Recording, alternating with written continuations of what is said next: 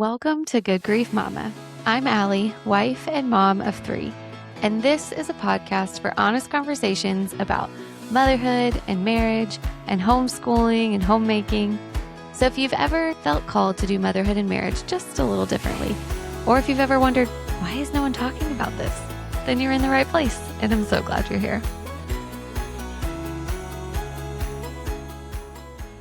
This episode is sponsored by Restore Your Core Physical Therapy. Hey mama, you spend your days making sure everyone else is taken care of, but who's looking after you? The doctors of physical therapy at Restore Your Core PT get it. From pelvic floor therapy, infertility support, birth prep, and optimal fetal positioning to that nagging back, hip, or knee pain that you've been putting off, they've got you covered. All one-on-one care, all with a doctor who has time to really listen. With locations in Carmel, West Carmel, Zionsville, Brownsburg, and Greenwood, expert care is close by. Visit restoreyourcorept.com or call or text 317-597-6323. Make sure you mention the Good Grief Mama podcast for $50 off a 90-minute evaluation or $25 off a 60-minute evaluation. You've been taking care of everyone else, and now it's your turn. Okay, welcome back, Good Grief Mama listeners. I'm so happy to have you back for another week. And can we just take a moment and appreciate the In My Granny Era sweatshirt that my friend made me? It is perfect for me. In fact, literally, the Granny Ways series was a series that I just did on the podcast just a few weeks ago. So go back and listen to all of those. But it's just perfect. Isn't it great when you have good friends? Okay, so today I want to talk about something that I feel like is super important for all stay-at-home moms to have in their quote-unquote arsenal. And if you were to ask me, what is one parenting habit that has made the biggest difference in our home? It would not be homeschooling. It would not be meal planning. It would not be toy rotation. I would tell you that it's quiet time. Now, many of you might be thinking, my babies don't sleep anymore. Well, that's not what quiet time is because I have a 6-year-old, a 3-year-old, and a 1-year-old now. She just turned 1, and a 1-year-old. And my 6-year-old does quiet time every day. My 3-year-old, she mixes between quiet time and nap time. She mostly still naps, but she has quiet time every day. And my baby naps. And we all do it from 1 p.m. to 3 p.m. Now, my 1-year-old, she also has like a morning nap still. But from 1 p.m. to 3 p.m. in the Emmons household, we are in quiet time. And what that actually looks like is it's 2 hours, which some people I think might think that's long, but that's how long they were napping for. Before they stopped napping. Like before my 6-year-old stopped napping, that was his nap time was 1 to 3. My 3-year-old now, she naps from 1 to 3. So it just happened to be when we napped. But it's 2 hours. They are in their room, their own room, and they are quietly playing or resting or for my younger ones napping. So for example, that looks like independent play. That looks like reading. For my older son, my 6-year-old, that looks like coloring or drawing pictures, building with Legos, and resting. And now I mentioned my 3-year-old, she usually does still nap. There's maybe one day a week that she doesn't nap during this like quiet time and she just plays in her room.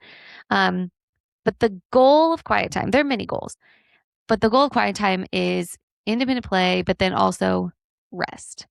Because no matter how old you are, you need rest.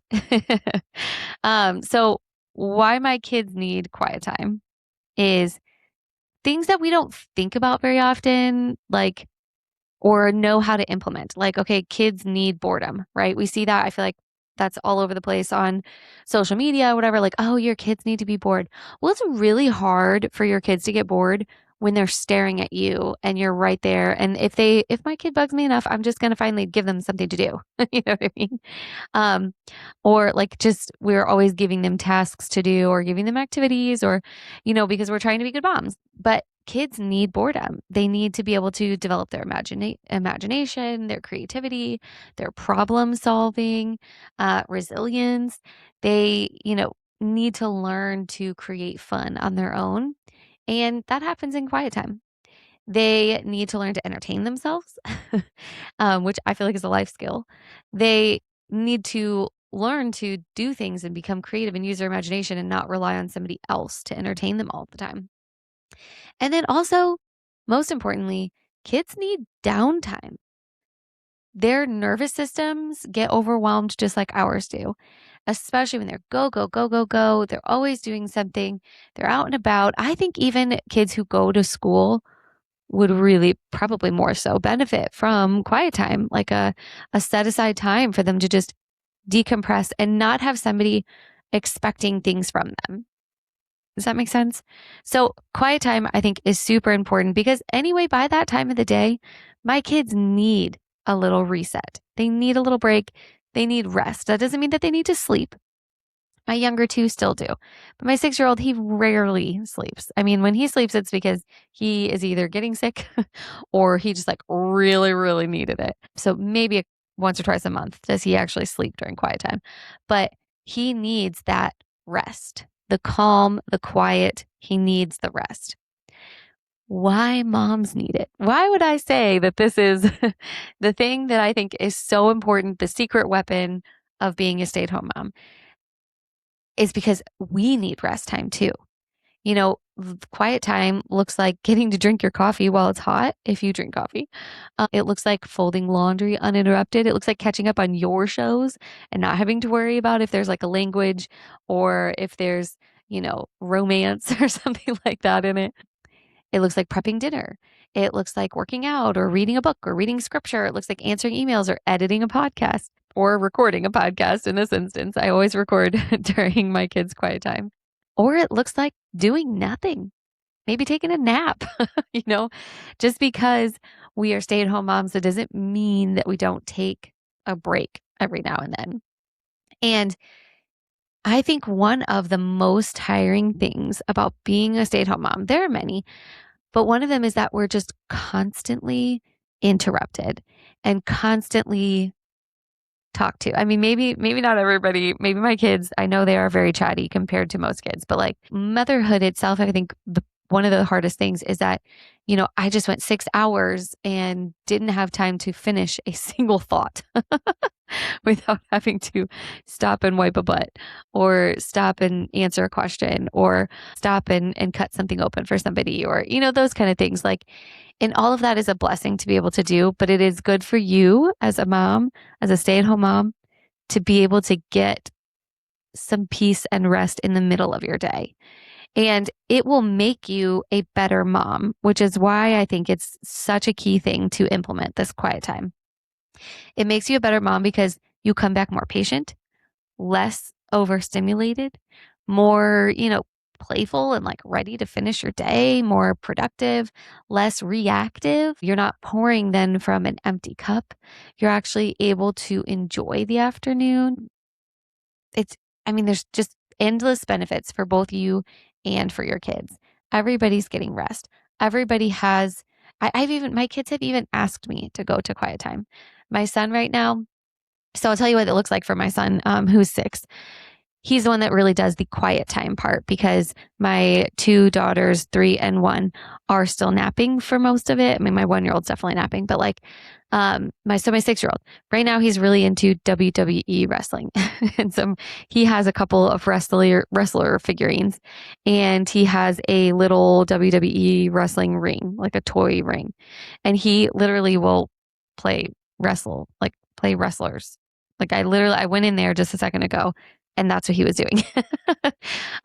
One time he had set up all around his room, like his couch pieces. He has like that nugget couch. It's like the off brand though, but like he has the nugget couch. And so he put Pokemon stuffies and figurines all along like the different areas in his room, like on the couch pieces and on the wall, and was pretending that he was a Pokemon catcher or Pokemon trainer and he was catching all these Pokemon. So he was like walking through his room and catching Pokemon. Uh, this is actually when my son does a ton of reading. He is a very advanced reader for his age. And I mean, he just reads. He is a voracious reader. And he sat in there and read through the entire instructions on how to play the Pokemon card game and came out and told my husband that he'd been doing something wrong. He was like, actually, you're not playing it right. He has a book right now that we got from the library on how to play chess because he's wanting to learn how to play chess. And so he spends his quiet time reading how to play chess and then comes out and tells me how to play it. He has read through many chapter books, a ton of those like dog man books, like the comic-y type ones. And I mean, he does a lot of reading. He also went through a phase where he did a lot of like drawing and coloring. And so I did not allow him to have crayons and pencils in his room until he was like 5. And I was sure that he was mostly not going to color on my walls. But he had a ton of papers in there at one point and was just coloring and drawing. He has those big fat Legos because he's not really into like the little Legos yet. Legos don't seem to entertain him very much, but he likes the big ones and he will still make stuff out of those. And so like the other day he came downstairs, I think it was actually last week. He came downstairs and he had made dinosaurs out of those big Legos because we had been talking about dinosaurs in science. And so he came down and was like, look, I made whatever the dinosaur was. And so that's what quiet time looks like for him. But I will say quiet time is in his room. It is not out in the open because that would stress me out. And he can't seem to be in the same room as me without talking to me. So it is in his own room. He has quiet toys in there and he stays in his room with his door cracked. Like his door is mostly shut from 1 to 3. So that's what it looks like for my older son. For my daughter, in her room, she has books. She has stuffed animals. She actually has like the triangle part and the rounded part of a pickler in her room that she climbs on. So she's books, stuffed animals, and that's about it. I mean, she's got all of her dresses. She's very girly, and so she makes many dress changes if she stays awake. But for her, quiet. Oh, and she also has her Tony box. That's what I forgot to say for Pax for my older son too. He has a Tony box and a Yoto, and he really loves listening to those.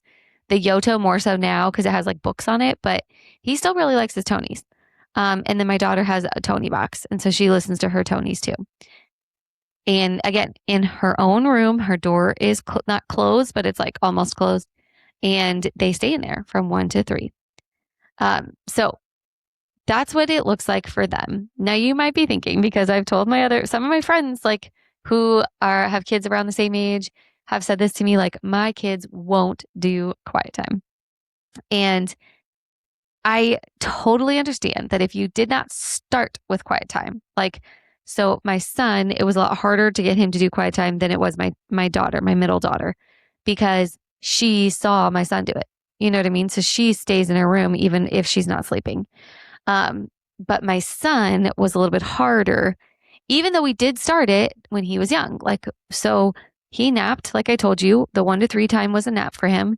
And we just decided like once he was not napping, he still needed to be in his room. So like when he stopped napping, he did what my daughter's doing now, like where she naps most of the time, but not some of the days. Well, those days that she doesn't nap, she doesn't come out of her room. And so that's what we did with him too. Now he was harder to get to stay in there because there was nobody else who had been doing it. And so there was like a 2-week time frame where most days I would have to sit outside of his room and just be like, nope, we're staying in our room. And I wouldn't like talk to him or anything, but I would just like have to redirect him back to his room and keep him in there for him to get used to, this is my time to play in here. So if you are thinking, my kids would never do quiet time. First off, they're still napping or they're young. Start young. It's much easier if it's just, this is what we do. In the Emmons household, we nap or do quiet time from 1 to 3. But if your kids are a little older and maybe you haven't tried it yet, start small. Start with 15 minutes. 15-minute quiet time in your room, or, give them a visual timer. We have the hatch lights still for all of our kids. And so, my middle daughter knows when her light turns blue, she can come out. When it's red, she stays in her room. And so she'll play in there if she wakes up, after a shorter nap or something like that, and she'll play in there until it turns blue. My son, he knows how to read clock now, so he just knows 3 o'clock is when he can come out. And if we end up going to quiet time later or earlier or whatever because of our schedule that day, I just tell him what time he can come out and he knows. But he does still have a hatch light. If you're trying to start and get them in the habit of it because you don't think your kids would do it, they're not used to it, then you can have a special quiet time, like special quiet time toys that they only get during quiet time. Put them in a box or whatever. And it's like, oh, here's like this really cool book that you would really love. Here is, your magnet tiles or something. I don't know, whatever it is that's a quiet toy that you would be okay with them playing with. Then put that in a special box and be like, this is just for quiet time, and put it in there to kind of entice them to be in their rooms quietly playing. Be consistent with it and don't give up after like 3 days. I told you it took about 2 weeks with my son. And then my daughter, really, we haven't had any trouble on the days that she doesn't want to nap because she knows that it's quiet time. Like, that's just what we do. We stay in our room. So it's a skill, just like bedtime is a skill. So work with your kid because it is so valuable for them to have this rest time and for you to have this rest time. It's not just like a selfish, like, oh, I just need a break from them. It's not just that. It's like they need this rest too. I can tell when my kids skip quiet time and when they don't, which we don't skip quiet time very often, but sometimes we do. And we're like at our lake house because it's about an hour and a half away. And so to drive down there, by the time we get down there, they'd only have like an hour and a half to play before then it'd be quiet time. And so sometimes we let my son skip quiet time, and inevitably he shows that he's overstimulated. And there's just a lot harder of listening, a lot more silly choices. And so it comes through and we see the difference when we don't do quiet time versus when we do quiet time. So it's a skill. If you are sure that your kids would just never do this, start small and just know that it's not going to be where, oh yeah, well, Allie says her kids stay in their room for 2 hours.